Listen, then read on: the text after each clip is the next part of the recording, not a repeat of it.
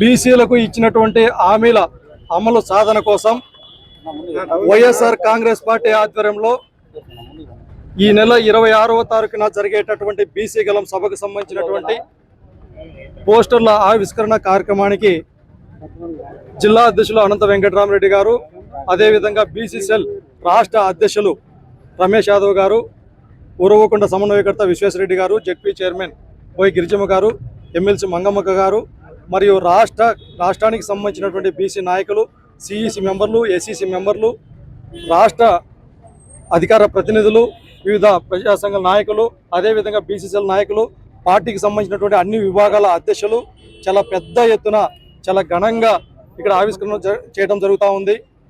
మనకందరికీ తెలిసినటువంటి విషయమే, ప్రతి ఎన్నికల ముందర చంద్రబాబు నాయుడు గారు ఒక్కొక్క ఎన్నికలప్పుడు ఒక్కొక్క విధంగా ఒక స్లోగన్ తీసుకొని ఒకసారేమో ఇది బీసీల పార్టీ అంటాడు, ఒకసారేమో ఇది బీసీలకు వెన్నుముక అంటాడు, మరొకసారేమో నేను బీసీ పక్షపాతిని అంటాడు. ప్రతి ఎన్నికల ముందర బీసీలను మభ్యపెట్టడం, బీసీలను వాడుకోవటం, అధికారంలోకి వచ్చిన తర్వాత ఈ రాష్ట్రంలో ఉన్నటువంటి బీసీలను నయవంచనకు గురి చేసేటటువంటి పరిస్థితులు మనకందరికీ తెలుసు, మనం అందరం చూస్తూ ఉన్నాం. గత ఎన్నికల ముందర ఎన్నో హామీలు ఇవ్వటం, అధికారంలోకి వచ్చిన తర్వాత ఈ 2 సంవత్సరాలు అవుతా ఉంది. ఈ 2 సంవత్సరాలుగా చంద్రబాబు నాయుడు గారు మా వెనుకబడిన తరగతులకు ఇచ్చినటువంటి హామీలు ఏమయ్యాయా అని అడిగితే సమాధానం లేదు. ఎంతసేపు ఉన్నా కూడా బీసీలకు సంబంధించినటువంటి అన్ని వర్గాలను ఒక పక్కన అణిచివేసేటటువంటి ధోరణిలో చూస్తూ ఉన్నాం. ఎన్నికల ముందరేమో బీసీలకు రచన చట్టం అన్నాడు, ఎన్నికలు జరిగిన తర్వాత రచన చట్టం దేవుడెరుగు, బీసీలపైనే ఒక యుద్ధం చేసినటువంటి వాతావరణంలో భాగంగా ఇవాళ అరెస్టులు లేకపోతే దాడులు చేసి బీసీలను రాజకీయాలకు దూరం చేసేటటువంటి పరిస్థితులు ఈ రాష్ట్రంలో చూస్తూ ఉన్నాం. మరొక పక్క బీసీ, ఎస్సీ, ఎస్టీ, మైనార్టీ వర్గాలకు 50 సంవత్సరాలకే పెన్షన్ అన్నాడు. ఏదయ్యా చంద్రబాబు గారు ఒక పెన్షన్ అన్న ఇచ్చారా అని అడుగుతా ఉన్నాం.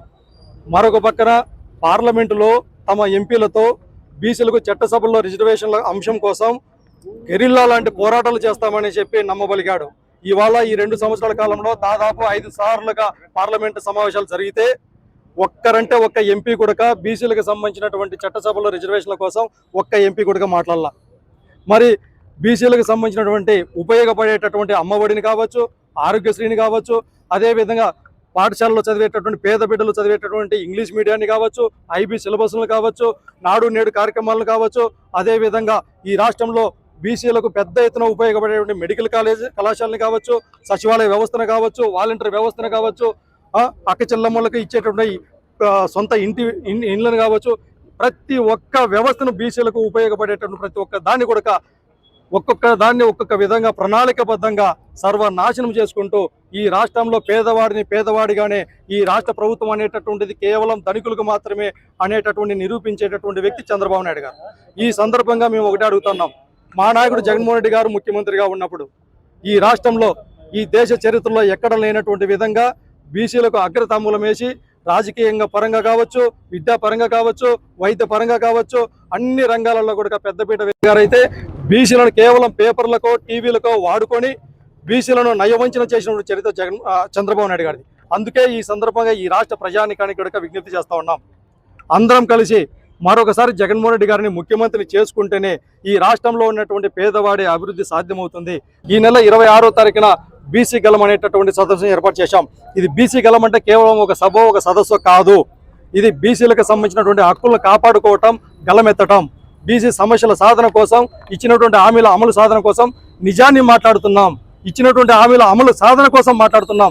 అందుకే ఇప్పటికైనా మీకు బీసీల పట్ల చిత్తశుద్ధి ఉంటే ఇప్పటికి బీసీలకు ఇచ్చినటువంటి హామీలను నెరవేర్చండి అనేసి ఈ సందర్భంగా తెలియజేస్తూ, ఈ కార్యక్రమం అయిన తర్వాత కూడా 26వ తారీఖున జరిగేటటువంటి కార్యక్రమాన్ని వైఎస్ఆర్ కాంగ్రెస్ పార్టీకి సంబంధించినటువంటి ప్రజాప్రతినిధులు, సమన్వయకర్తలు, పెద్దలు, రాష్ట్ర నాయకులు, జిల్లా నాయకులు ప్రతి ఒక్కరూ తమ భుజస్కంధాలపైన వేసుకుని విజయవంతం చేసిన తర్వాత రాష్ట్ర వ్యాప్తంగా కూడా ఈ కూటమి ప్రభుత్వం చేసేటటువంటి ద్రోహాన్ని నిర్విరామంగా తీసుకొని పోయి బీసీలకు న్యాయం జరిగే విధంగా పోరాటం కొనసాగిస్తామనేసి ఈ సందర్భంగా తెలియజేస్తూ, ఈ కార్యక్రమాన్ని ఇంత పెద్ద ఎత్తున విజయవంతం చేసినటువంటి ఇక్కడికి విచ్చేసినటువంటి ప్రతి ఒక్కరికి, అదేవిధంగా ముఖ్య అతిథులుగా ఇచ్చిన ప్రతి ఒక్కరికి కూడా పేరు పేరున ధన్యవాదాలు చేస్తూ 26వ తారీఖున జరిగేటటువంటి బీసీ గలం సభను మన యొక్క వాయిస్ని ఈ కూటమి ప్రభుత్వం చంద్రబాబు నాయుడు గారికి వినపడే విధంగా ఈ అనంతపురం జిల్లాలో వినిపిద్దామనేసి ప్రతి ఒక్కరిని వేడుకుంటా ఉన్నాను. జై జగన్, జోహార్ వైఎస్ఆర్. బలగం బీసీ వర్గమే. వైఎస్ఆర్ కాంగ్రెస్ పార్టీ జోన్ 5 సంబంధించి కడప, అనంతపురం, సత్యసాయి జిల్లా, దాంతోపాటు నంద్యాల, కర్నూలు ఈ ఐదు జిల్లాలకు సంబంధించి జోన్ 5 సంబంధించిన బీసీ గలం అనే పేరు మీద అనంతపూర్ జిల్లాలో వెంకటరామరెడ్డి అన్న గారి అధ్యక్షత, జోనల్ ప్రెసిడెంట్ రమేష్ గౌడ్ గారి ఆధ్వర్యంలో ఈ నెల 26వ తారీఖు బీసీ గలం అనే పేరు మీద పెద్ద ఎత్తున బీసీలందరము ఏకమై గడిచిన 2 సంవత్సరాలలో బీసీలకు ఎంత వెన్నుపోటు పొడిచినారు, ఎలక్షన్ సమయంలో బీసీలకు లేనిపోని హామీలు చెప్పి ఎన్నో పథకాలు బీసీలకు ఇస్తామని చెప్పి వెన్నుపోటు పొడిచిన ప్రభుత్వాన్ని నిలదీస్తూ, అదేవిధంగా మా నాయకుడు మా జగన్మోహన్ రెడ్డి గారు 2019 నుంచి 2024 వరకు బీసీ అంటే బ్యాక్వర్డ్ క్యాస్ట్ కాదు, ఒక బ్యాక్ బోన్ క్లాస్ అని చెప్పి బీసీలకు పెద్దపీట ఎంత వేసినారు. కేవలం ఈ ప్రభుత్వంని బీసీలను ఒక ఓటు బ్యాంక్గా వాడుకుని తప్పితే ఈ రోజు వరకు కూడా చెప్పిన సంక్షేమ పథకాలు కావచ్చు, లేకపోతే సూపర్ 6, సూపర్ 7 పథకాలు కావచ్చు, ఏవి ఇంప్లిమెంటేషన్ చేయడం లేదు. అదేవిధంగా అనంతపురం వేదికగా సూపర్ 6, సూపర్ హిట్ అని ఓ పెద్ద బహిరంగ సభ ఏర్పాటు చేసి చెప్పనివి హామీలన్నీ మేము పూర్తి చేసినాం. దాంట్లో ముఖ్యంగా బీసీలకు పెద్దపీట వేసినాం. చెప్పిన హామీలన్నీ మేము బీసీలకు ఇచ్చినామని చెప్పి అబద్ధాల సభగా అనంతపురం వేదికగా చెప్పడం జరిగింది. ఇదే అనంతపురం వేదికగా ఈరోజు బీసీ గలం పేరుతో మీరు చెప్పిన హామీలు ఏంటి, దాంట్లో ఏం నెరవేర్చలేదు, అసలు నెరవేర్చిన 1-2 హామీలు కూడా బీసీలకు ఎన్ని తూట్లు పొడిచారనే ఉద్దేశంతో ఈరోజు బీసీలందరము ఏకమై 26వ తారీఖు అనంతపురం వేదికగా ఈ సదస్సు జరగడం జరుగుతుంది. కావున ఈ 5 జిల్లాల్లో కాకుండా వైఎస్ఆర్ కాంగ్రెస్ పార్టీ సంబంధించిన బీసీ నాయకులు, కార్యకర్తలు, అదేవిధంగా బీసీలందరూ చేయిలో చేయి వేసి ఈ సభను విజయవంతం చేయవలసిందిగా ప్రతి ఒక్కరిని పేరు పేరున విజ్ఞప్తి చేయడం జరుగుతుంది.